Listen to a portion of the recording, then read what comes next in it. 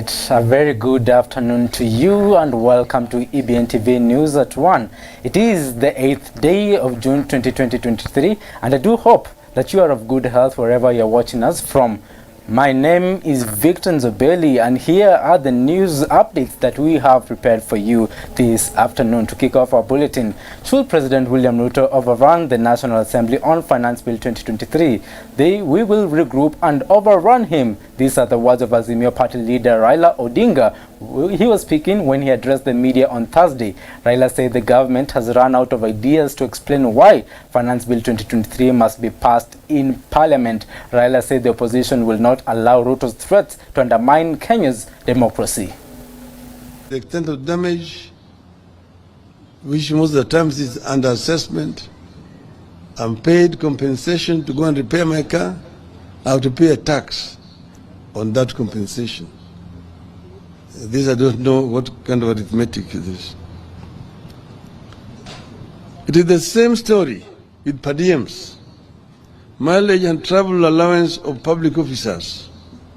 Per diem will now be treated as an income and attract a 30% income tax. I used to be a civil servant, and per diems are based on the costs of living in the country you are traveling to. That's why it differed from Tokyo, Oslo, New York, Accra, Cairo, and so on. And whatever you did not use, you are required to retire on return. Now it is an income that you must pay 30% on. So that when people have to park cars at home because of cost of fuel, it is bad for the economy. You must tell him that when Kenyans postpone traveling up country because they can't afford fuel or fare, it is bad for the economy. You must tell him that when people choose to stay indoors because they want to spend less on expensive goods, it is bad for the economy. And you must tell him that these things are happening now here in this country. Rather than burden Kenyans, you want Ruto to undertake the following. 1. Stop duplication of county roles and responsibilities. In the proposed bill, budget for health is growing by 35 billion shillings at the national level, yet health is a devolved function. 2. Adopt a zero-based budgeting. Don't take the previous budget as the baseline. Every budget must start at ground zero where everything has to be justified. 3. Don't grow the size of the budget. Cut it down and live within your means. Now, Chief Justice Martha Koome has revealed that the delay in the judges' salaries for a period of 6 months is a blow to the judicial services in the country. Chief Justice Martha Koome also said the judiciary is not operating optimally due to significant budgetary and human resource constraints. Koome said it is truism that the performance of the judiciary's mandate is pegged foremost on having adequate and motivated personnel to deliver judicial and support services with well-laid infrastructures. Forward, we must actually determine that judgments and rulings should be delivered on time. It is very unfortunate, for example, to find that a judgment which was reserved in 2012 is delivered in 2022. We need infrastructure, buildings that can support the delivery of justice to the people. But unfortunately, we were let down by the contractor. We have not been able to launch that building or open it officially because it has been found to have structural defects. A team from the Judicial Service Commission Audit Committee visited and filed a report. Issues were raised with the contractor, and the contractor ran away from the site. So we have had to engage another contractor. While now Chief Administrative Secretary for ICT Dennis Utumbi has accused the prosecution of delaying the completion of a case in which he is charged with spreading a fake letter claiming there was a plot to assassinate President William Ruto when he was Deputy President. Utumbi was set to defend himself in the case, but the state prosecutor could not proceed with the matter, citing the lack of a police file in court. Trial Magistrate Susan Shitubi urged the defense to give the prosecution one more chance and set the hearing for 28th July 2023. An issue that would affect the rights of the accused. That's my humble submission, Your Honor. Is not prepared. She's saying the officer will not have resumed. Then, Mr.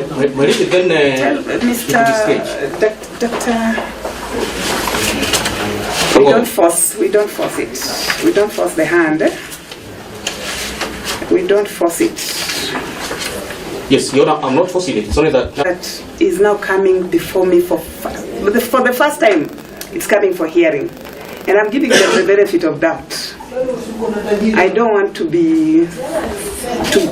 Let's not force it on anybody. We give her one chance. Let her prepare for the defense. I'll be ready to take it. If she was ready on Friday, I'm ready to proceed with the defense. If she was ready this afternoon, I'm still ready for her. But she's not ready. She doesn't have that file. And she has already addressed the court on that issue. Let's give her time, the one chance we are talking about. Let her come ready.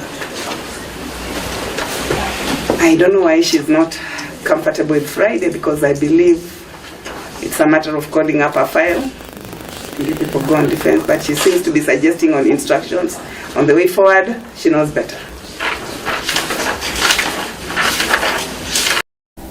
Right, and now let's head over to Narok County, where the Narok County government is currently conducting a staff audit to establish the actual number of county staff, their qualifications and capacities, as well as weed out ghost workers. Addressing the press during the launch of the exercise at Narok County offices, Governor Patrick Ntutu said the biometric audit would also establish the employees' suitability for the jobs they are currently undertaking and whether they are positions that have inadequate or excessive staff. The governor noted the registration is necessary to guide the county government on reducing the wage bill that currently stood at 34% of the county government's budget. Say that this exercise will aid the verification and evaluation of the number of staff employed by the county government of Narok. The biometric registration will establish how many people are employed by the county government, what jobs do they do, their suitability for the jobs they do, and whether or not there are positions that have inadequate or excessive number of staff. Number 3, ladies and gentlemen, the registration will also establish whether the number of staff in our records conform to the number of staff that can be physically accounted for and verified. The question is that you may ask, why the biometric registration? And the answer is, the registration is necessary to guide the government on reducing the wage bill. Currently, the county government has a wage bill that takes about 34% of the government budget. The law set the limit of 35%, which therefore means we are only 1% below. Ladies and gentlemen, the registration will help the government increase efficiency by ensuring we match jobs with skills so that the most suitable staff are deployed where they will be most effective. The registration will help the government eliminate wastage of resources by identifying areas that our payrolls can be downsized. The registration will enhance the government fights against corruption and theft of state resources by identifying ghost workers.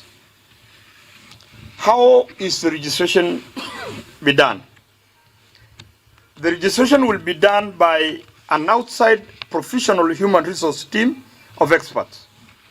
It will involve a mandatory face-to-face meeting with every staff member and verification of employment records of individual employee.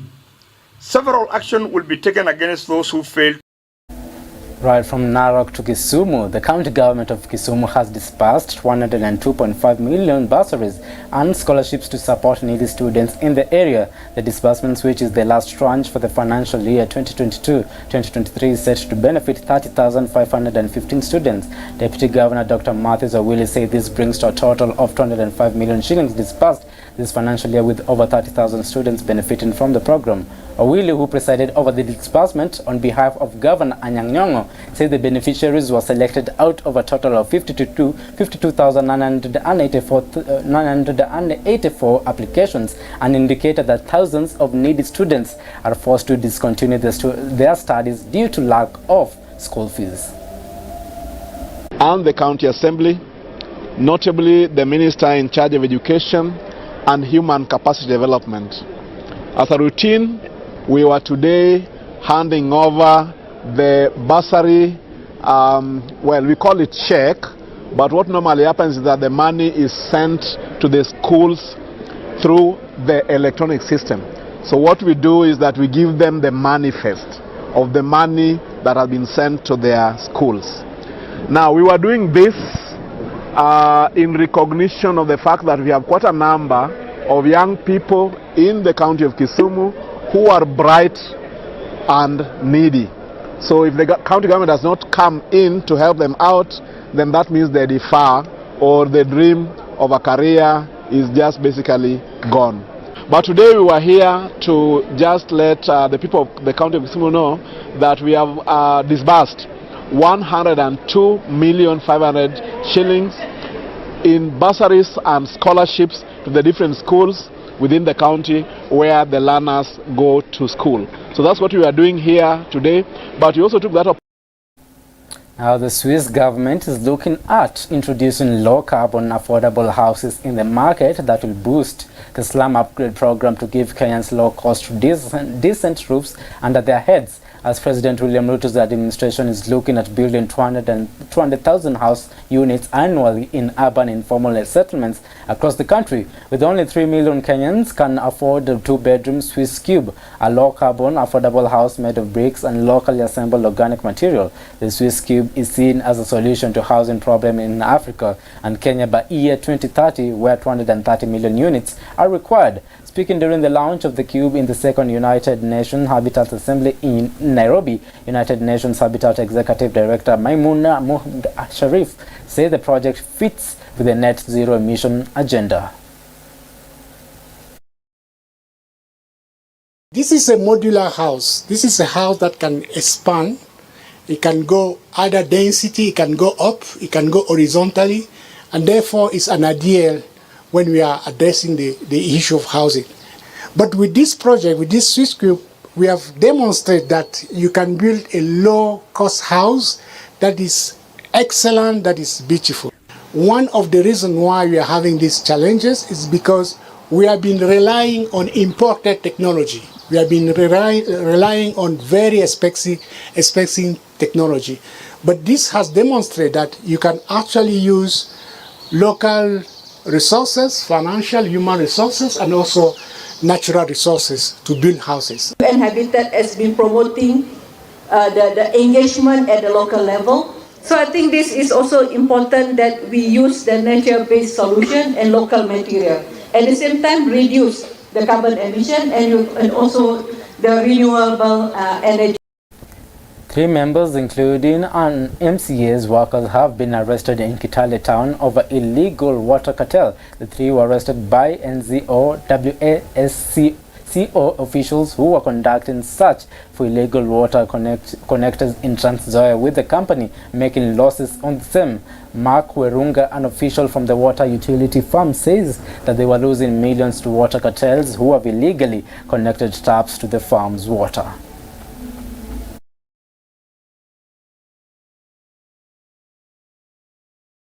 Huyu akiiba maji, mimi nitaiba nini? Sio kweli? Alafu unaiba maji, unaita watu wa bodaboda, wanakuja hapa mbio, wote wanajaa hapa hivi. Unaomina 100. Hiyo 100 ni pesa kweli ya kujenga taifa? Hii ya Trans Nzoia ndio county ina MCAs ambao wanaweza pitisha sheria za kuchunga maji.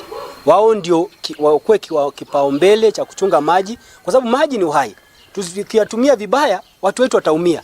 Kwanza kampuni yenyewe ambayo mnategemea mnakosa kuipa revenue, watoto wengi wataajiriwa wapi kazi kama wizi utafanyika kama huu?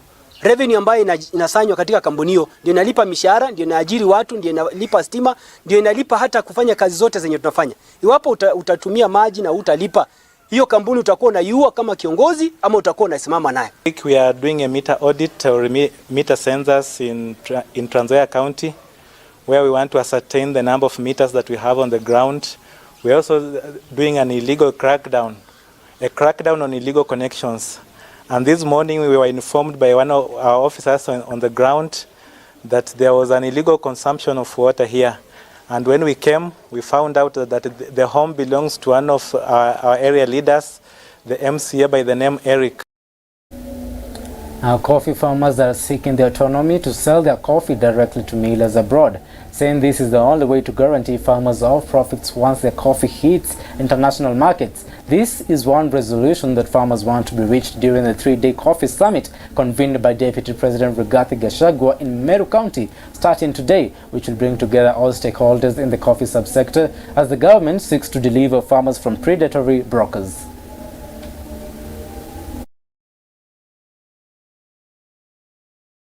Much ventured to the direct market. We have tried our best to avoid the Nairobi Coffee Exchange, which have been buying coffee at a very low price. There should be no much talk of anything else apart from the direct sales. Anything short of that would be a waste of time. Mkulima wa kahawa aweze kupata pesa katika mfuko wake, kwa sababu hayo ndio makadirio yetu na hayo ndio mambo ambayo tuliweza kuahidi wananchi ya kwamba tutaweza kuweka pesa katika mifuko yao katika serikali ya Kenya Kwanza. Vice President asiangalie wale watu wanakaa tu kwa ofisi, wakikaa tu kwa wanasuguka na viti na wanafanya mambo ya kahawa. Achukue hatua ya kuongea na wakulima, asikie kutoka kwa wao wengine. The solution ya kahawa ni growers to buyer. Tukipata hiyo, hii shida ingine yote imeisha. Mkulima astahili kufinyiliwa ati hadi akalime. Akipata pesa shida yake imeisha. Na ninaomba hasa wale watakuwa wakiwakilisha wakulima wasipeleke tubo zao, waende watetee mkulima, kwa sababu mkulima haja yake ni pesa. Akipata pesa anarudi kwa shamba. Nakuru County Assembly Security and Governance Committee is now accusing the County Police Commander Zachary Kimani for laxity following hate-and attacks of Nakuru residents by criminal gangs, with the state of security in the county deteriorating by the day. This comes as police nabbed crude weapons including daggers, machetes, swords, improvised tasers, among others, from an operation where 78 suspects, members of criminal gangs, were arrested.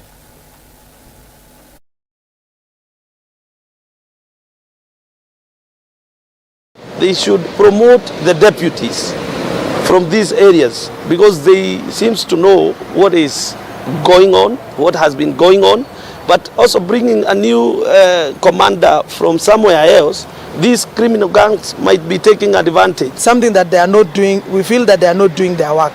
We ask the county commander, the county commissioner to take up their work and do what they were brought to do here. This change of guards, they should not do it like, you know, immediately after 1 month or 2 months mtu akai hapa anafukuzwa. So at least they should be around for some time to know the problems that affects these young people. Most of these cases are not watertight. So if the people that are tasked with bringing the evidence in court are not doing their work, then that is also negligence. Not give them any room to operate and terrorize our people here. Now, Africa needs to increase efforts aimed at meeting universal basic water coverage by 2030. Dr. Rose Kagwa from the International Water Association noted that the challenge can be addressed by strengthening policies and guidelines on climate action plans that include the restoration of degraded forests and the conservation of water towers. While this commitment is going to be tabled, we need support in order to see how best the restoration areas, the catchment, or the water catchment areas basically, is going to be safeguarded. Comes to the actual actions on ground, as we've said in the discussion, the people, the governments are going to have to sit and purposely, like how we purpose for politics is how we should purpose for water and sanitation, because this is our future.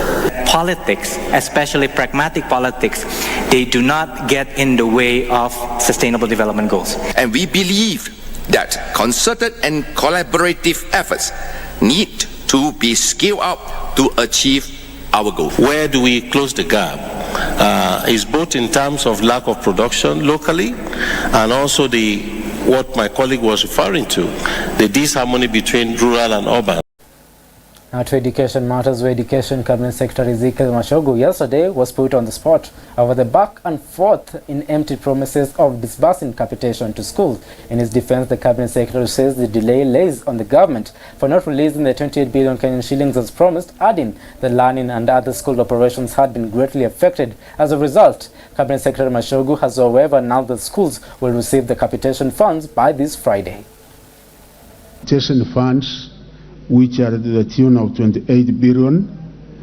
The Ministry of National Treasury was supposed to have given us the funds before Friday last week, but there was a delay.